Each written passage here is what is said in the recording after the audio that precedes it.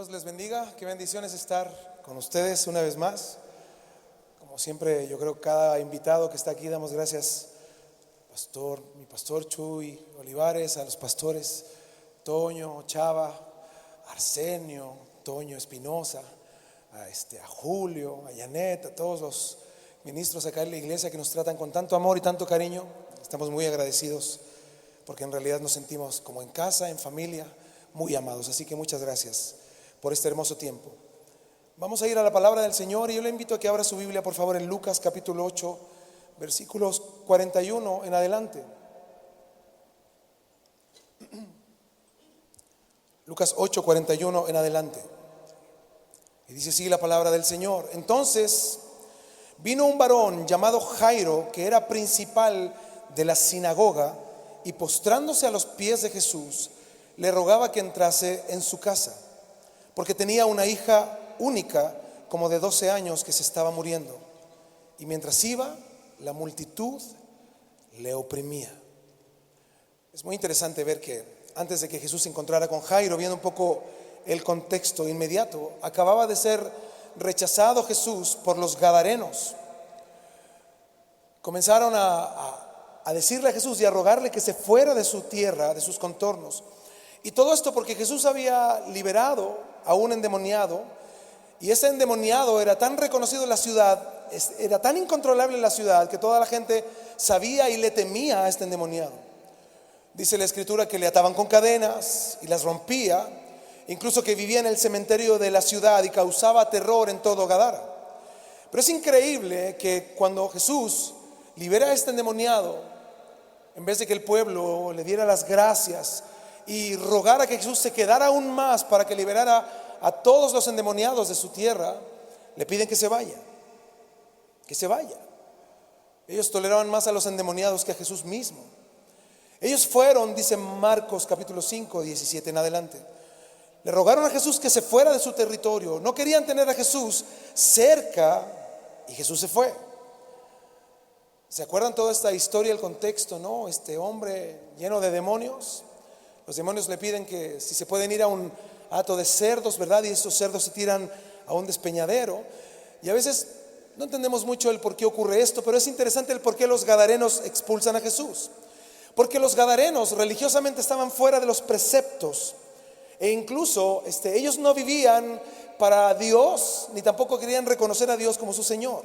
La economía en Gadara se basaba en la crianza de cerdos. Es interesante, ¿no? Por eso la liberación de este hombre poseído, al ser liberado por Jesús de una legión, dice la palabra, muchos demonios, estos demonios piden que a Jesús si se pueden ir a este hato de cerdos, que son más o menos unos 2,000 cerdos. Estos se precipitan a un despeñadero, y fue sin duda un problema financiero en Gadara. Que Jesús estuviera ahí era un problema económico para los gadarenos, pero a la larga representaba una liberación para toda la región. Pero a pesar de esto, prefirieron que Jesús se fuera de su tierra. Jesús regresa al lado occidental del lago, probablemente a Capernaum, y al llegar sale a su encuentro una multitud que lo estaba esperando, gozoso, dice la escritura. Y entre ellos un hombre llamado Jairo, dice el texto, principal de la sinagoga, que le rogaba insistentemente que fuera con él a su casa. El versículo 41. Entonces vino un varón llamado Jairo, que era principal de la sinagoga, y postrándose a los pies de Jesús le rogaba que entrase en su casa. Aquí hay varios detalles que nos permiten conocer un poco más a este Jairo y llevarlo de la mano con el contexto. El principal de la sinagoga, algo así como un pastor moderno, quien manejaba los asuntos espirituales y administrativos en la sinagoga, probablemente en Capernaum. Y este hombre, dice el texto, llega desesperado a Jesús, postrándose a sus pies, y le rogaba porque su hija estaba muriendo en casa. Dice el 42, porque tenía una hija única. ¿Como de cuántos años dice el texto? Pongan atención con esos números, son muy interesantes. Como de 12 años que se estaba muriendo, y mientras iba, la multitud le oprimía. Jairo era uno de los que esperaba junto a esta multitud ansiosamente al Señor, el retorno del Señor desde Gadara. La razón ya la entendemos, su hija estaba muriendo, el tiempo de su niña se estaba acabando, nadie podía hacer nada por ella. Y es muy interesante quién describe esto, que es Lucas, un doctor. Probablemente Jairo ya había hecho todo por su hija para que fuera sana y nada resultó, nada funcionó. Entonces él tenía que acudir a Jesús. Así que tan pronto como se enteraron que Jesús venía de regreso, él vino a su encuentro y le pidió desesperadamente que le acompañara a su casa. Sin duda es un acto evidente de fe. Sin duda él tuvo que superar obstáculos, y algunos de ellos muy difíciles. Pero es muy interesante que diga Lucas que él era el principal de la sinagoga, porque si conocemos el contexto anterior, en este momento las sinagogas estaban prácticamente cerradas para Jesús. No admitían a Jesús dentro de las sinagogas. Es más, la última vez que había estado Jesús en la sinagoga en Capernaum, los fariseos se unieron con los herodianos con el fin de destruir a Jesús, porque había sanado a un hombre con una mano seca en día de reposo. Por lo tanto, lo habían expulsado de la sinagoga, y es muy probable que Jairo, al ser uno de los principales de la sinagoga, haya estado de acuerdo en expulsar a Jesús. Y ahora este hombre no solo tiene que ir a acudir a Jesús, sino que tiene que luchar con su propia vergüenza para poder acudir a Jesús. ¿Se imaginan lo complejo que estaba en el corazón y en la mente de Jairo para pedir ayuda a Jesús, a quien probablemente él expulsó de la sinagoga? Y si no fue él directamente, fue uno de los que estuvo de acuerdo en que Jesús no entrara más a una sinagoga. Es más, en Marcos 3:22 nos dice que ellos pensaban y tenían a Jesús por endemoniado, los líderes religiosos de esa comunidad.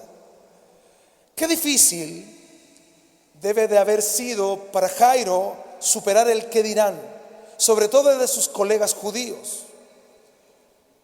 Como yo les decía, probablemente él mismo participó del rechazo a Jesús.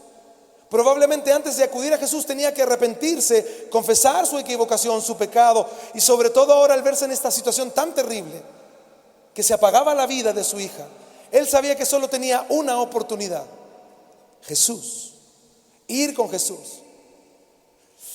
Así que Jairo, un hombre probablemente muy respetado en su comunidad, se abre paso para ir a ver a Jesús. ¿Se imaginan eso? Es como el ateo que ahora dice que es cristiano, y tus amigos te conocían como ateo. ¿Y cómo estás?, te dicen tus amigos. Tú les dices: bien, gracias a Dios. ¿Qué? ¿Gracias a quién? A Dios. Pues, ¿no que eras ateo? Pues sí, gracias a Dios. Ateo, gracias a Dios. Un cambio. Y te imaginas la lucha que él tiene que haber tenido de llegar a ese lugar, transitar por el camino, ver que sus compañeros fariseos, que también querían ver a Jesús con otras intenciones, lo ven a él acudir a Jesús, al que ellos habían quitado de sus sinagogas. Y él se abre paso por causa de su hija moribunda. Tuvo que vencer su propio orgullo, tuvo que ir en contra de sus propios amigos, tuvo que caminar en pos de Jesús, siendo probablemente ahora rechazado por sus amigos. Al que él rechazó, ahora es la causa de que él sufra rechazo. Al que él menospreció, ahora es causa de que él sienta y sufra el menosprecio.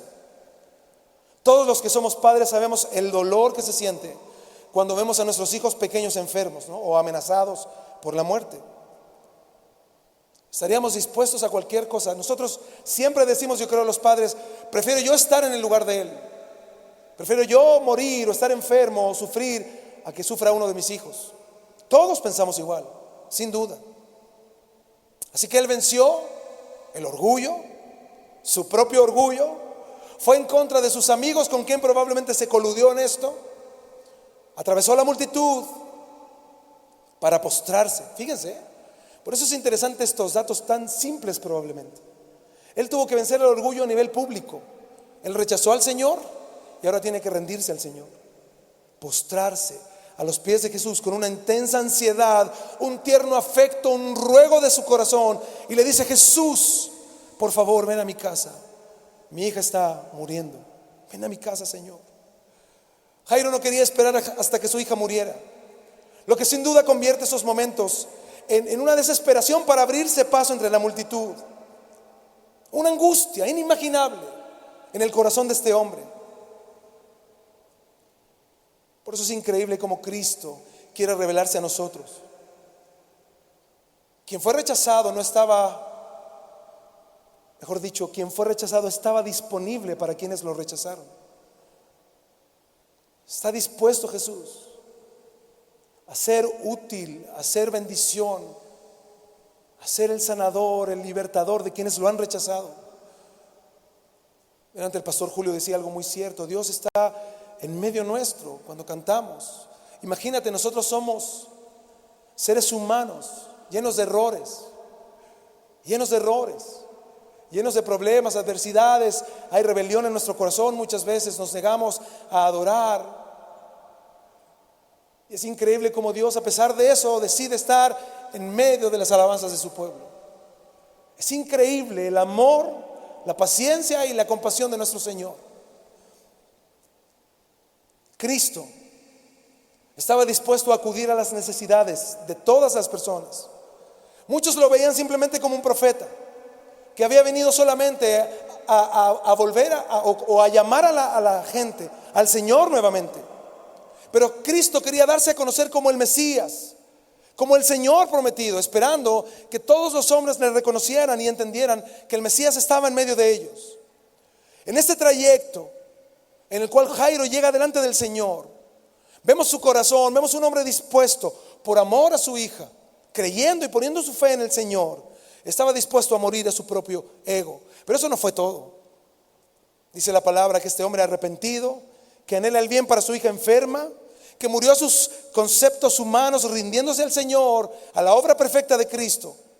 Hay una multitud que sigue a Jesús, que lo apretaban, que no lo dejaban avanzar libremente. Probablemente todo el mundo esperando algún milagro de Jesús, o simplemente ver el milagro en otros. Y sin duda el camino se hizo lento. Se hizo lento. Cuando tú necesitas hacer algo rápido, a veces como que todo se ralentiza. ¿Les ha pasado? Todo se ralentiza, las cosas como que cuestan, como que hay más tráfico que nunca, como que el carro no enciende y algo ocurre. Cuando necesitas cosas rápidas, todo se ralentiza. Jairo necesitaba que Jesús fuera rápido a su casa, que alcanzara a ver a la niña con vida, que la pudiera sanar. Sin duda Jairo entendió en estos días que pasaron que Jesús no era simplemente un profeta. Sabía que Dios le había dado la capacidad para sanar a los enfermos. Y lo había visto y probablemente oído en muchas localidades. Pero asimismo, al ver esta caravana de gente que no avanzaba, porque muchos enfermos buscaban a Jesús en el camino, era una prueba de fe también para Jairo y su corazón. Entonces, viendo el panorama, yo siempre le digo a los hermanos allá: póngase su túnica y acompáñame a la multitud para ser testigos presenciales. Así que con nuestra túnica ahí estamos en medio de la multitud y vemos a Jairo tomando al Señor, y el Señor siendo gentil con todos, y Jairo diciendo: ay Señor, ya dale, vámonos. Por favor, Señor, vámonos, mi hija se está muriendo, por favor, denme chance, ¿no? Déjenme pasar, por favor. No, todos estamos esperando a Jesús, Jairo, ¿qué te crees tú? Porque eres el líder de la sinagoga, ¿nos vas a quitar la oportunidad de ver a Jesús? No, aguántate. Mi hija se está muriendo, por favor. Déjenme llevar a Jesús a mi casa. Déjenme, por favor, por favor. Y estaba Jesús gentilmente sanando a todos. Nuestro Señor amando a las personas. Y dice el versículo 43, algo increíble, fe. Pero una mujer que padecía de flujo de sangre desde hacía 12 años y que había gastado en médicos todo cuanto tenía, y por ninguno había podido ser curada, se le acercó por detrás y le tocó el borde de su manto, y al instante se detuvo el flujo de sangre. Un dato interesante del doctor Lucas nos ofrece datos acerca de la enfermedad. Nos ofrece datos respecto de lo que padecía esta mujer para hacernos una idea del estado físico de esta mujer. Dice que padecía flujo de sangre desde hacía 12 años. 12 años con un flujo de sangre que no paraba. Nosotros a veces nos imaginamos a estas personas normales, pero si tú lo analizas por medio de un doctor o le preguntas a un doctor, es probable que esta mujer se encontraba muy débil físicamente, Porque sin duda esta enfermedad muy prolongada tiene muchas enfermedades asociadas a la pérdida continua de sangre. Por ejemplo, fatiga permanente. Segundo, la carencia de fuerza física, o sea, vivía agotada. Además, se cae el cabello, las uñas se ven afectadas. El cuerpo estaba mostrando los estragos de una enfermedad sufrida por 12 años. Además, esta enfermedad, al ser de tan larga duración, resultaba para ella agotadora. Además, ceremonialmente era impura. Nadie se podía acercar a ella. Porque una enfermedad como esta también tenía implicaciones religiosas, que sin duda aumentaban el dolor de esta mujer. Según la ley levítica, una mujer con flujo de sangre se encontraba en una condición de impureza ceremonial, por lo tanto no podía participar en el culto a Dios. O sea, no solo estaba enferma, sino que llevaba 12 años sin poder buscar del Señor, sin poder acercarse a la sinagoga, 12 años sin ir a la iglesia, no porque no quería, sino porque ceremonialmente no podía. ¿Te imaginas? 12 años. 12 años. Pero no solo eso, estaba ya enferma, estaba separada de Dios ceremonialmente, pero además esto tenía una connotación aún mayor porque le impedía tener un trato normal con sus semejantes, ya que cualquiera que tuviera contacto con ella quedaría en la misma condición de impureza. De hecho, además de gastar todas sus fuerzas, y estando en esa condición tan débil, dice la Biblia que se abrió paso entre la multitud que apretaba a Jesús. ¿Tú crees que a lo mejor la conocían o no en la zona, en la región? Claro. ¿Te imaginas ver a una persona impura acercarse al lado tuyo, que te contaminaba también ceremonialmente? ¿Cómo la tratabas? Ay, así hay gente, ¿no? Hay gente que ni siquiera disimula. Y estaba ahí abriéndose paso y la gente se separaba de ella, porque podía contaminar ceremonialmente a los demás. Esa mujer, además, dice el texto, perdió todos sus recursos económicos. Estaba mal de sus fuerzas físicamente. Delante de Dios, estaba separada de Dios por 12 años, imposibilitada de buscar a Dios. Además de eso, separada de las personas, y eso no es todo, había gastado todo lo que tenía inútilmente en médicos. No encontró ni una solución. ¿Se imaginan esta mujer? ¿Cómo estaba su condición real? ¿Se imaginan los médicos buscando solución para que ella pudiera ser sana? En esa época la medicina y los tratamientos tenían más de superstición que de ciencia.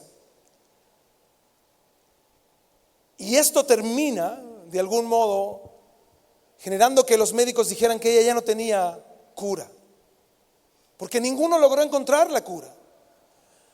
Los antiguos rabinos tenían fórmulas diferentes para ayudar a mujeres con flujo de sangre. Hay un escrito antiguo de Rabí Yoshanan respecto de cómo se trataba el flujo de sangre en las mujeres. Fíjense, dice lo siguiente: toma goma de Alexandría, de alumbre y de Corcus hortensis, el peso de un susé cada una. Déjelas magulladas juntas y dadas en vino a la mujer que tenga un problema de sangre.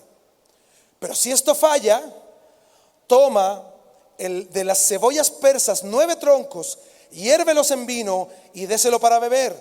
Y dígale: levántate de tu flujo.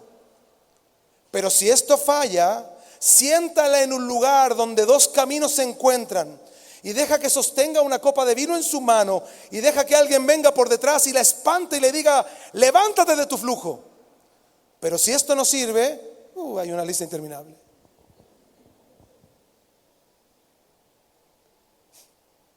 Qué curiosa situación, ¿no?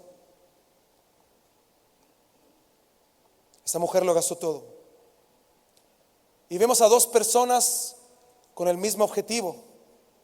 Uno con 12 años de prosperidad, de abundancia, de felicidad, de reconocimiento. 12 años con una vida familiar feliz, que viene y todo se apaga en un momento.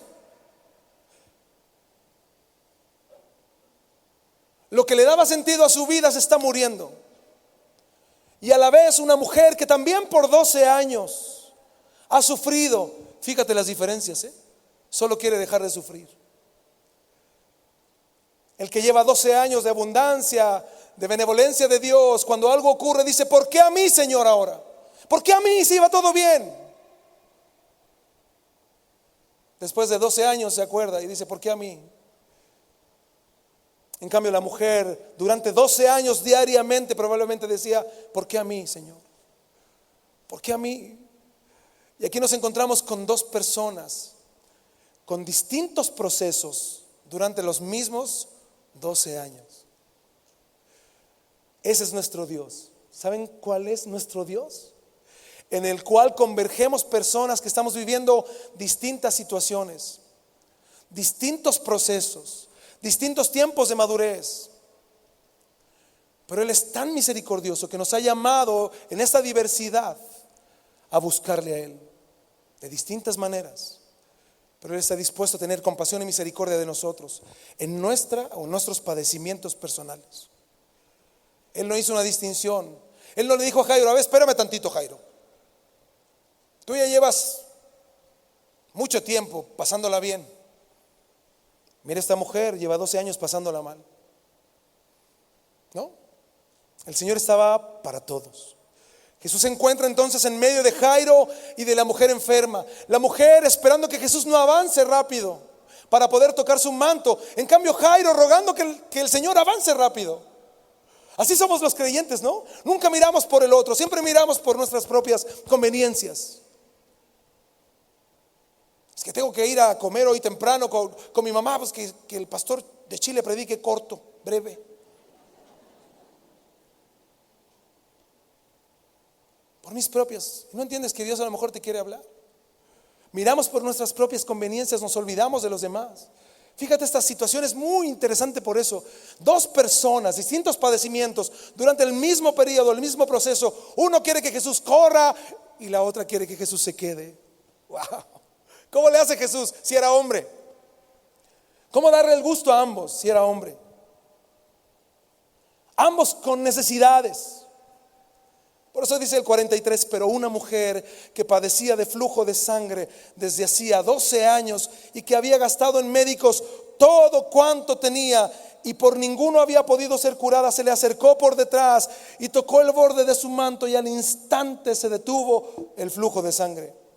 La mujer tenía una profunda necesidad, y fue a raíz de que escuchó hablar de Jesús y de las maravillas que hacía cuando surgió en ella esta fe, creyendo con todo su corazón que si solo tocara el manto del Señor, sería. ¿Qué sería? Espéreme, ahora vamos a ver qué es lo que ella anhelaba. En el caso de Jairo se trataba también de una fe auténtica. Estaba superando obstáculos consigo mismo y con la gente que él lo conocía. Su fe a Jairo le dio las fuerzas necesarias para abrirse camino entre la gente. Su fe era más fuerte que las circunstancias. Ella estaba débil, era menospreciada por la sociedad por su condición. No podía acercarse a la gente porque los contaminaba. Probablemente muchos al verla la menospreciaron y la dejaron pasar. A lo mejor en medio de la multitud se abrió camino por su inmundicia. Logró llegar a Jesús con su fe. Ella sabía que no necesitaba la atención del maestro. ¿Saben que eso es trascendental en esto? Ella sabía que si solo tocara no necesitaba que Jesús le hablara o sentirlo. No, ella tenía fe creyendo que Jesús era Dios. Quería tocarlo. Solo tocando a Jesús podría ser sana. Pero todo esto tiene un alto costo también para ella. Era ceremonialmente impura. Sería condenada por tocar a Jesús, porque de acuerdo a la ley, un impuro que tocaba a un puro lo convertía en impuro también. Por eso quería hacerlo en secreto, que nadie se enterara, que nadie vieran. Aprovechar esta multitud que lo estaban apretando, apachurrando, dicen acá, para ser sana. Solo podría hacerlo en secreto. Ahora, ¿cuál era el pensamiento de esta mujer? ¿Cuál era la fe de ella? Fíjense, conociendo un poco el análisis de en qué situación se encontraba ella, físicamente, emocionalmente, espiritualmente, económicamente. Mateo 9:20 nos da el panorama real de lo que ella quería en su corazón y pensaba.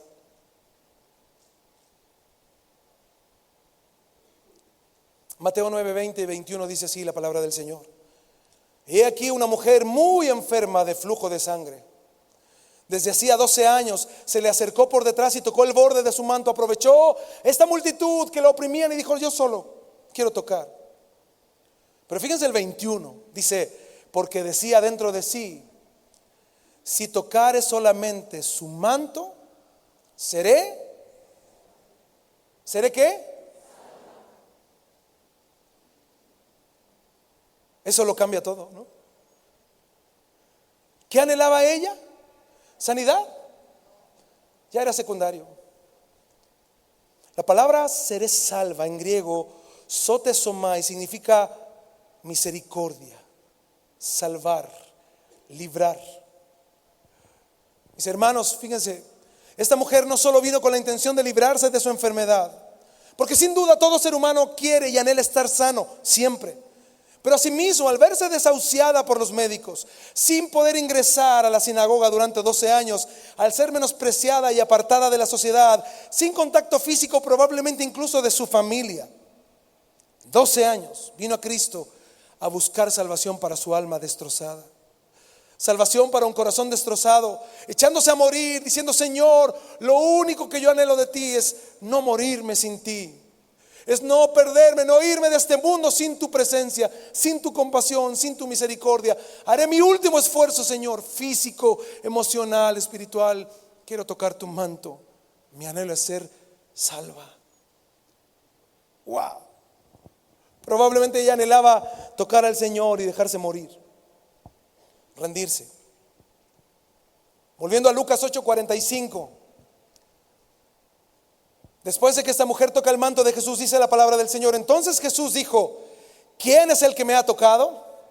¿Creen ustedes que Jesús sabía o no sabía? Claro. Es probable que lo dijo mirándola. ¿Quién me tocó? Oh, ¿se imaginan? Y todos, y dice, y negando todos, no. Yo nada más lo apachurré, pero no lo toqué. Dijo Pedro y los que con él estaban: Maestro, o sea, la multitud te aprieta y oprime. Y dices: ¿quién es el que me ha tocado? O sea, Señor, por favor. O sea, Señor, aquí estamos así. Y dices: ¿quién te tocó? Esta pregunta no tenía sentido para los discípulos. Lucas nos dice que la multitud le oprimía y Jesús parecía para algunos probablemente molesto que le tocara, porque había personas a todo su alrededor presionándolo constantemente. Pero alguien hizo contacto con él y Pedro y los discípulos no entendieron la diferencia entre el contacto casual con Jesús, pero alguien que lo tocó con fe. 46. Pero Jesús dijo: alguien me ha tocado porque yo he conocido que ha salido poder de mí. Y ahí estaba Jairo, ¿no? Ya va.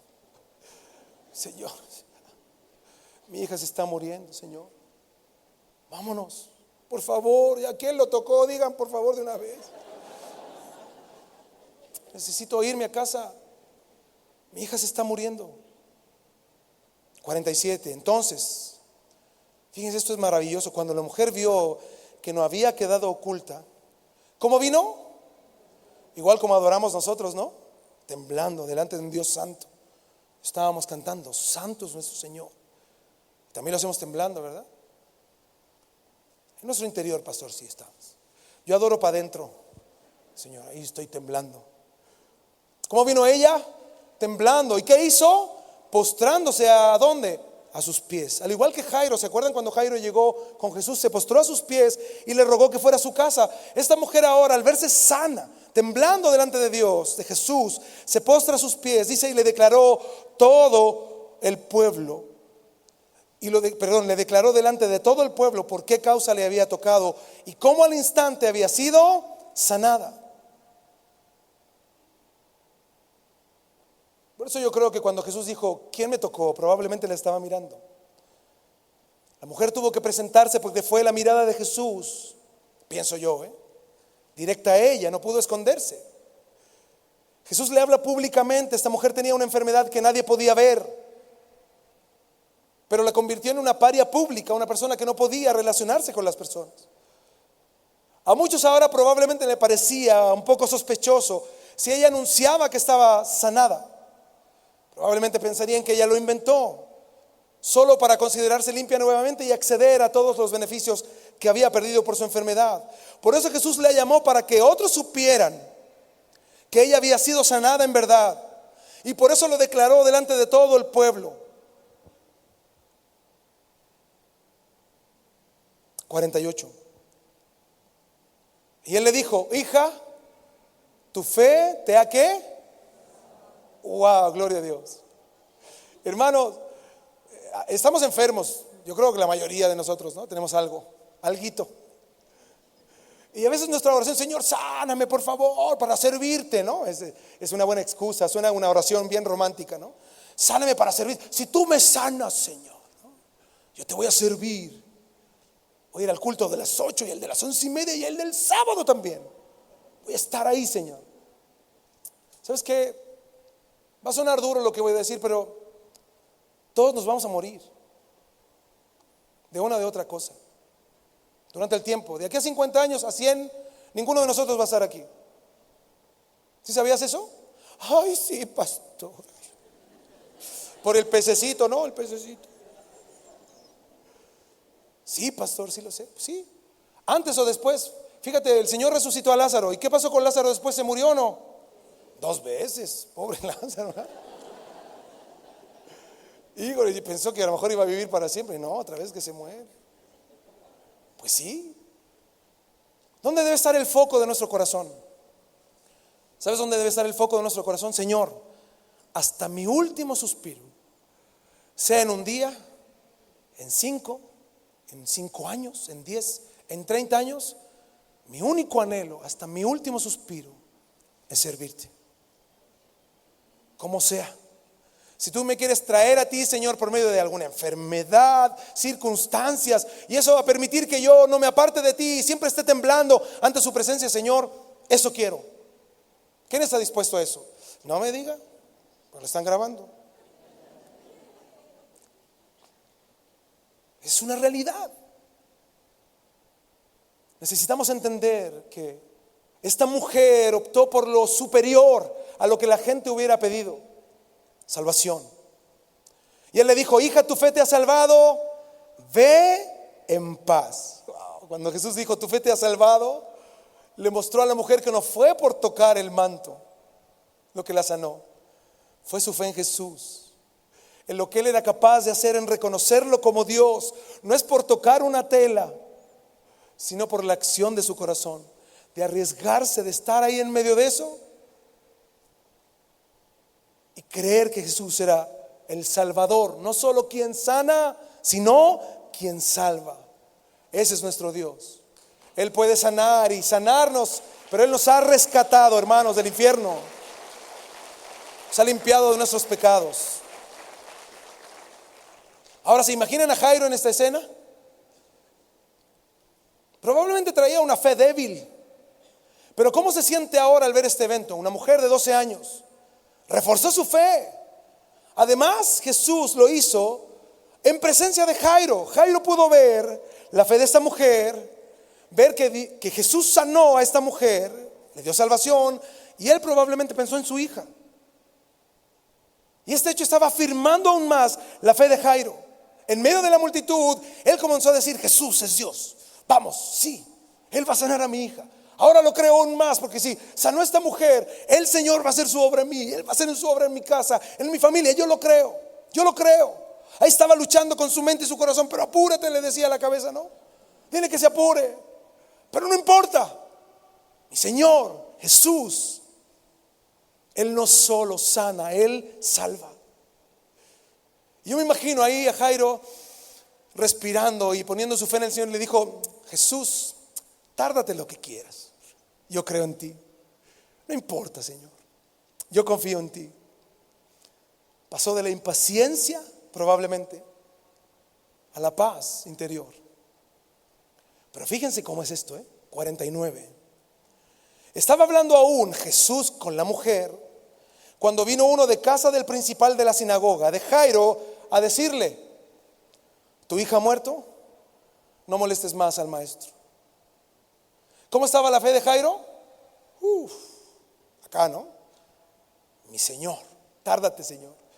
De repente, Jairo, ¿qué pasó? Ya deja en paz al Señor, tu hija murió. ¿Cómo está la fe ahora de Jairo? En el piso. En el piso. Tu hija ha muerto. No molestes más al maestro. ¿Se imaginan su estado de ánimo? La muerte siempre es dolorosa, pero cuando se trata de un hijo, de un niño pequeño, una niña pequeña, es nuestro propio hijo, entonces se convierte no solo en un problema emocional, sino en una experiencia desgarradora. Ante una situación así, probablemente él perdió toda esperanza. Toda esperanza.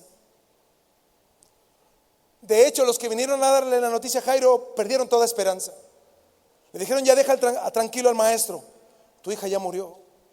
Y yo me imagino el corazón de Jairo pensando y diciendo: todo mi esfuerzo, mi espera, apurar al Señor, me humillé, fui por Jesús, hice una muestra pública de creer contra mis amigos religiosos que rechazaron a Jesús. Puse mi fe en Él, mis convicciones. Probablemente ahora el temor le invadió, se llenó de tristeza, de terror. Probablemente tuvo un impulso de irse corriendo nuevamente a su casa. Pero hasta eso era inútil. Hasta probablemente en su mente dijo: no aproveché los últimos minutos con mi hija. Vine aquí a perder mi tiempo. No aproveché el último tiempo que tenía con ella. Pero en medio de estos pensamientos habló nuestro Señor. Oyéndolo Jesús, la noticia de la hija de Jairo, le respondió: y esto es alentador. ¿Qué le dice? Versículo 50: no temas. Wow. Cuando estás aterrado, ¿qué te dice el Señor? No temas. ¿Qué dice? Cree solamente. ¿Y será qué? ¿Y será qué? Salva. Pareciera que Jesús fuera insensible, ¿no? Se muere la hija y ¿qué le dice? Tranquilo, no temas, no temas. Lo que está haciendo Jesús es que le dice a Jairo: a pesar de las circunstancias, no pierdas la fe. A pesar de las circunstancias humanas, mantén tu fe. Muchas veces las circunstancias nos hacen dudar de nuestras propias convicciones. A veces no nos damos cuenta, pero nuestra fe se languidece. Nos apartamos de Dios. Pero mi hermano, a pesar de lo que estés viviendo, yo no lo sé, tú tampoco sabes lo que yo estoy viviendo. Te digo algo, la palabra del Señor nos dice: no perdamos la fe. No pierdas la fe. No la pierdas. No la pierdas. Y luego el Señor le dice: cree solamente. Jesús le dice: no trates de creer y tener miedo al mismo tiempo. No se puede, es imposible. Cree solamente, quita el temor. ¿Qué es lo único que tiene Jairo ahora? La palabra de Jesús, la palabra del Señor. Todos los demás le dijeron: ya es inútil, tu hija murió, se fue para siempre. Pero Jesús le dice: permanece en fe. Yo voy a ir a tu casa. Wow. Versículo 51. Entrando en la casa, Jesús, junto a Jairo, no dejó entrar a nadie consigo, sino a Pedro, a Jacobo, a Juan y al padre y a la madre de la niña. Y lloraban todos y hacían lamentación por ella, ¿no? Habla con llantos, con gritos, con profundo lamento. Dice Jesús, dice el escritor, pero Jesús, ¿no? Él dijo: no lloréis, no está muerta, sino que duerme. Y se burlaban de él, sabiendo que estaba muerta. En aquel tiempo era costumbre contratar dolientes, ¿no? Profesionales. Así agregaban una atmósfera de tristeza y dolor en la muerte de alguien. Pero los dolientes podían llorar solo superficialmente, ¿no? Rápidamente pasan de la risa a la burla. Eran completamente falsos. Se comenzaron a burlar del Señor. Y el ambiente al llegar a casa entonces, con esas plañideras, así se llamaban, mujeres que se les pagaba para que fueran dolientes y lloronas ahí, estaban gritando, gesticulando, hacían gestos de desesperación, y la desolación era terrible. Por eso dice el 51, entrando en la casa, no dejó entrar a nadie consigo, sino a Pedro, a Jacobo, a Juan y al padre y a la madre de la niña. ¿Cuántas personas permanecían en fe respecto de la hija de Jairo? Solo dos, Jairo y su esposa. Ninguno de los dos dudaba en las palabras del Señor. Podían ver a su hija sin vida, pero aún así decidieron creer en las palabras de Jesús. Un milagro sorprendente podría darse en ese lugar, y ellos estaban depositando su fe en el Señor. Reconocer que el Hijo de Dios está en el hogar y que transforma el hogar y que cambia las circunstancias, es solo entender que necesitamos vivir y crecer en fe cada día. El Dios de la misericordia estaba delante de una hija, y esta hija estaba sin vida. Jesús dijo: no está muerta, sino que duerme. Jesús estaba fuera del contacto con la realidad. Jesús se equivocó en lo absoluto. Él no jugaba a la fantasía con lo que él dijo. Él lo que dijo fue que ellos entendieran que había una realidad superior, una realidad espiritual que es aún más segura y poderosa, incluso sobre la muerte. Yo me imagino a Jairo y a su esposa probablemente con lágrimas en sus ojos, pero con un profundo sentimiento de fe para con el Señor. Yo me imagino que cuando entraron con Jesús le dijeron: Jesús, creemos en tu palabra, no dudamos de lo que tú dices, tú eres Dios, si tú lo dices, así será, Señor, en ti confiamos. Y entraron a la casa, una escena increíble. En la puerta los llorones cambiaron de actitud, del llanto a la burla, al oír las palabras de Jesús. Jesús mandó a sacar a todos de la casa, porque sin duda los que le menospreciaban no serían personas que presenciarían sus milagros. El cielo está cerrado sin duda para los que menosprecian al Señor. Solo va a quedar la familia, que eran Jairo, su esposa, quienes Jesús está permitiendo que ellos comprendan probablemente que Él haría un milagro tan trascendente para que ellos pudieran no solo creer más aún en Jesús, sino que sus vidas fueran transformadas. Además de un grupo íntimo de discípulos. Y el versículo 54 nos dice lo siguiente: mas él, o entonces él, tomándola de la mano, clamó diciendo: muchacha, levántate. ¿Saben? Estas palabras en griego nos hablan de que él le habló a ella como si estuviera viva. Es más, Pedro le contó a Marcos lo que escuchó de Jesús. Palabras que nunca pudo sacar de su cabeza, menos de su corazón. Porque cuando Marcos escribe el Evangelio y cuando Pedro narra estas historias, después de probablemente 30 o 35 años, estas palabras retumbaban en su mente y en su corazón. Marcos 5:41. Marcos 5:41. Y yo me imagino a Pedro diciéndole a Marcos: mira, pon atención, le dice. Y tomándola de la mano, la tomó de la mano y le dijo: Talita cumi, que traducido es: niña, a ti te digo, levántate. Es muy interesante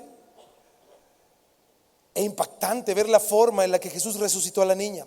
Él dijo Talita cumi, que traducido es: niña, a ti te digo, levántate. ¿Saben por qué es tan impactante esto? Porque estas palabras se daban para despertar a los niños que estaban durmiendo, pero eran palabras de mucho amor. Párate, levántate. ¿Se imaginan las palabras de amor? Nosotros tenemos referencias como las de Franco Sefirelli, que pone sus ojos penetrantes así: niña, levántate. No. Por eso Pedro está tan impactado con las palabras y traduce literalmente lo que escuchó de Jesús: Talita cumi, Talita cumi. Yo me imagino a Pedro, cada vez que recordaba esto lloraba y decía: ¿sabes cómo le dijo? Talita cumi.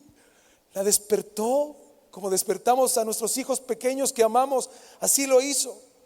El Señor la despertó, no considerando ni la muerte ni la vida, la despertó porque Él era la vida. Para él dormía, para todos los demás estaba muerta, pero para nuestro Señor estaba simplemente durmiendo. Por eso la despierta con tan cariñosas palabras, Talita Cumi. Y yo me imagino que eran las mismas palabras que durante toda su vida probablemente Jairo y su esposa despertaban a su hija todos los días. Dice Lucas 8:55, entonces su espíritu volvió e inmediatamente se levantó y él mandó que se le diese de comer. Tal vez esto de que le prepararan de comer no lo hizo por la niña, sino más bien por su madre, ¿no? Para darle algo que hacer ante el shock del momento. Ya volvamos a la vida. Hay que hacer de comer, ya a mediodía ya hay que comer, ¿verdad? Hay que volver a la vida. El Señor hizo un milagro, sí lo hizo. Mi fe está firme. Pero tranquilo, Él hará más milagros. No es lo único que Él puede hacer. Él puede hacer aún más. Sus padres, dice el texto, estaban atónitos en el versículo 56. Verla de pie como si nada. Yo me imagino la niña se despertó como si nada, se paró, saludó, hola, y se fue a jugar. Se agarró sus muñecas y se fue. Ella estaba dormida y así ella despertó de un sueño. Pero me impacta que dice, pero Jesús les mandó que a nadie dijesen lo que había sucedido. Jesús no le falló a Jairo, no le falló a su esposa, y tampoco le falló a la mujer de flujo de sangre que necesitaban no solo sanidad, sino salvación. Sirvió a los dos, extendió la fe tanto de uno como de otro. Nuestro Señor, procurando que la niña no fuera vista por el pueblo de manera errónea por causa de su resurrección, e incluso los padres les pidió que llevaran una vida normal, no le digan a nadie lo que ha sucedido, para que nadie se enfoque en los milagros, nadie venga a adorar a una niña que resucitó, sino que todo el mundo se enfoque en el Salvador, no en los milagros, sino en quien hace los milagros, no en quien te da algo, sino en el gestor de las cosas, que es Él, nuestro Señor. Para terminar en todo esto, vemos cómo el trabajo de Jesús es tan increíble, nos da lecciones bíblicas tan profundas, que nos permite entender que estas dos historias, por muy separadas que estén, eran solo una. Jairo tenía 12 años de sol que estaban a punto de extinguirse, 12 años de abundancia, de felicidad, de reconocimiento. Asimismo, una mujer con 12 años de agonía que parecía que se iba a morir sin ver al Señor, sin tener la oportunidad de buscar a Dios. Jairo era un hombre importante, el principal de la sinagoga. La mujer era nadie para la sociedad, ni siquiera sabemos su nombre. Jairo probablemente era rico, un hombre importante. La mujer, ¿cómo era? Pobre, gastó todo su dinero en médicos. Jairo vino públicamente al Señor, la mujer vino en secreto. Jairo pensó que Jesús tenía que hacer mucho para sanar a su hija. La mujer pensó que todo lo que necesitaba era tocar el manto de Jesús. Jesús respondió a la mujer de inmediato. Jesús respondió a Jairo después de un leve retraso. La hija de Jairo fue sanada en secreto. La mujer fue sanada en público. Wow. Dios no es lineal. No hay fórmulas. Él es soberano. Él es Dios. Entramos a esta casa ahora y vemos este matrimonio con un corazón para el Señor. Probablemente Jairo, aunque la Biblia y la historia no nos hablen mucho más de él, probablemente cambió su expectativa de Dios y ya no miraba al Dios que él conocía, sino al Cristo que entró a su casa. Al Cristo que entró a su casa, que acudió a su llamado, que fue con Jairo, no de la manera en que pensaba, porque Jesús tardó para Jairo, pero Jesús trató con la fe de Jairo y Jairo decidió permanecer en fe incluso cuando le dijeron que su hija había muerto. No le importaron las burlas de sus cercanos o los contratados para sepultar a su hija. Creyó que Jesús era la vida por sobre la muerte y que ahora estaba en su casa. Un hombre que ajustó sus creencias, su fe fue removida, sus convicciones afirmadas. Nunca más podría olvidar la visita de Jesús en su hogar. La misericordia de Jesús recorría los pasillos de su casa, las puertas, las ventanas, porque su hija, un milagro visible, era la muestra de la misericordia del Señor en su hogar. Nunca más podría pensar de la misma manera. Aunque Jesús dijo que no hablaran al respecto, Esta familia nunca olvidó las palabras del Señor, Talita Cumi. Para ellos eran palabras de vida, era el amor, la misericordia, el favor de Dios para con su casa. Jairo invitó a Jesús a su casa para que sanara a su hija. Jesús fue a su casa a salvar a una familia.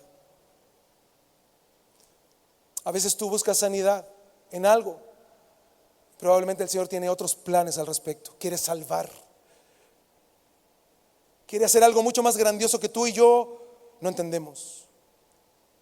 Asimismo, en este periplo en el cual venimos delante del Señor todos, en este andar permanente, en la misma iglesia hay personas que venimos con distintas dificultades, distintos problemas, distintas adversidades.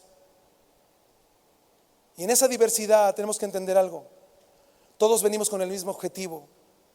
Tenemos que entender y aprender a amarnos unos a otros, a pesar de nuestras diferencias. ¿Para qué? Para que Dios sea glorificado en medio nuestro. Jesús salvó a toda una familia. Y Jesús quiere salvar a todo aquel que venga delante de Él con fe. E incluso si es poca su fe, Dios va a generar algo para que tu fe crezca y no te quedes en esa fe incipiente o primaria, sino que crezcas en fe y conozcas al Cristo, Redentor, Salvador, Protector, misericordioso, Padre bueno, que nos ha llamado para que le conozcamos. Y a eso hemos venido, a conocerle a Él. ¿Qué les parece si nos ponemos de pie y oramos? Cada uno de nosotros tiene distintas necesidades, problemas, adversidades. A veces nos falta la fe, y así como vemos en esta narración bíblica, vemos la realidad de dos personas buscando al Señor. Y Jesús ajusta las motivaciones de ellos para que le conocieran aún más profundamente. Y sabes que nosotros tenemos que aprender a clamar al Señor para que Él ajuste nuestras vidas, para que le conozcamos realmente, para que tengamos una genuina devoción delante de Él, para que le amemos, le honremos con todo el corazón y vivamos para su gloria el tiempo que Él nos dé. Vivamos para Él, para su gloria. Lo que sea que Él nos dé, vivamos para su gloria. Le invito ahí en su lugar que pueda orar, decirle: Señor, ajusta mi fe. Señor, yo he venido hoy a buscarte, tengo necesidades, problemas, pero también he entendido que este tiempo no se trata de mí, se trata de ti. Por eso, Señor, con problemas, adversidades, necesidades, yo levanto mis manos y vengo delante de ti y te digo: gracias, Señor, gracias. Porque a pesar de todo, Señor, muchas gracias. Tú has sido bueno. Me rescataste, Señor. Has limpiado mi vida. Le has dado sentido a mi vida. Ahora ajusta mi fe en medio de mis circunstancias. Ajusta mi fe, Señor, para buscarte genuinamente, para encontrarme contigo y vivir para ti, Señor, todos los días de mi vida. En medio de adversidades, de juicios, de problemas, así como Jairo, que tuvo que ajustar su fe, tuvo que luchar contra su propio orgullo para buscarte a ti, así lo podamos hacer nosotros. Ayúdanos, Señor. Queremos invocar tu nombre. Queremos ser, Señor, altares en realidad, rendidos a tus pies, donde nos coloquemos nosotros mismos como ofrenda delante de ti para conocerte, Señor. Te damos gracias. Te damos gracias, Señor. Te damos gracias. Te damos gracias, Señor.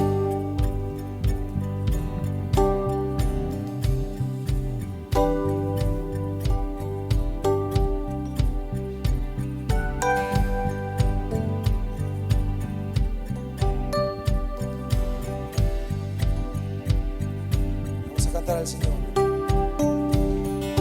El que sacrifica alabanza me honrará. Al que ordene su camino, mi salvación le mostraré. El que sacrifica alabanza me honrará. Al que ordene su camino, mi salvación le mostrará. manos al Señor.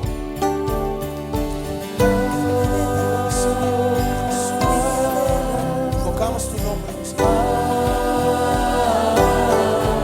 Invocamos tu nombre, Señor.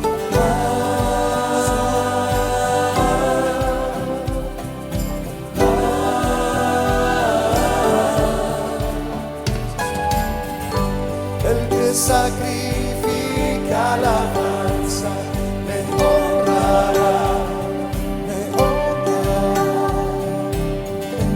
Al que ordene su camino, mi salvación le mostraré. El que sacrifica alabanza me honrará. Al que ordene su camino, mi salvación le mostraré. Nuestro amoroso Señor nos dice a nosotros: Invócame en el día de la angustia, te libraré y tú me honrarás. Invócame en el día de la angustia, te libraré y tú me honrarás. Invócame en el día de la angustia, te libraré y tú me honrarás. Invócame en el día de la angustia, te libraré y tú me honrarás.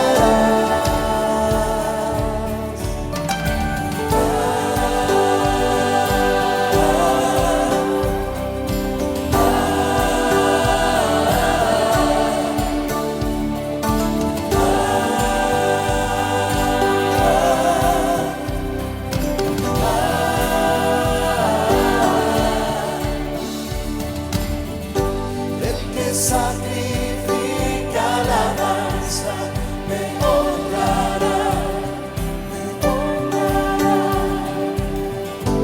Al que ordene su camino, mi salvación le mostraré. El que sacrifica alabanza me honrará, me honrará. Al que ordene su camino, mi salvación le mostraré.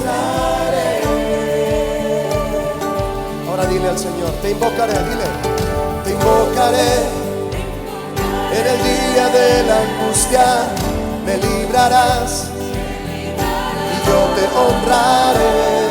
Te invocaré en el día de la angustia, me librarás y yo te honraré. Dile a Él, te invocaré en el día de la angustia, me librarás y yo te honraré. Te invocaré en el día de la angustia, me librarás y yo te honraré.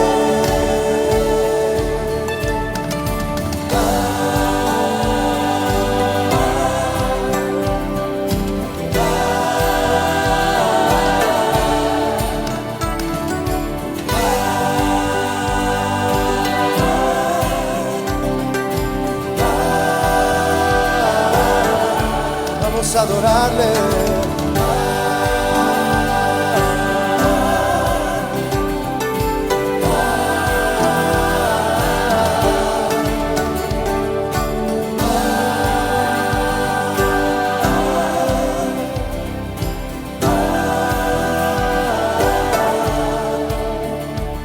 Te invocaré en el día de la angustia, me librarás y yo te honraré. Te invocaré en el día de la angustia, me librarás y yo te honraré. Te invocaré, oh Jesús, en el día de la angustia, me librarás y yo te honraré. Te invocaré. En el día de la angustia me librarás y yo te honraré. Adóralo. Él está aquí. Oh, Él te escucha.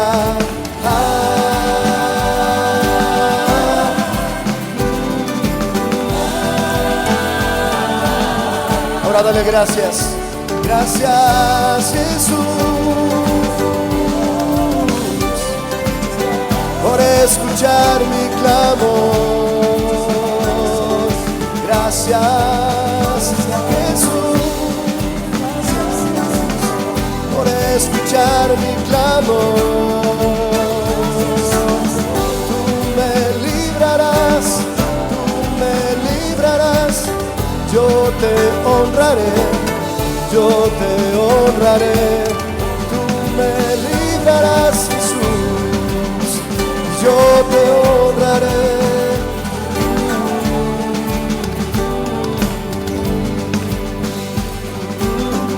Y dale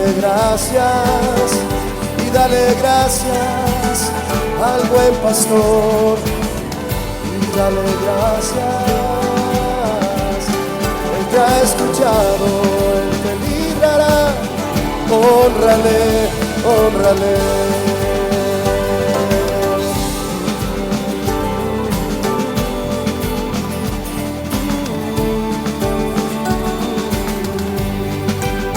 Gracias, Jesús.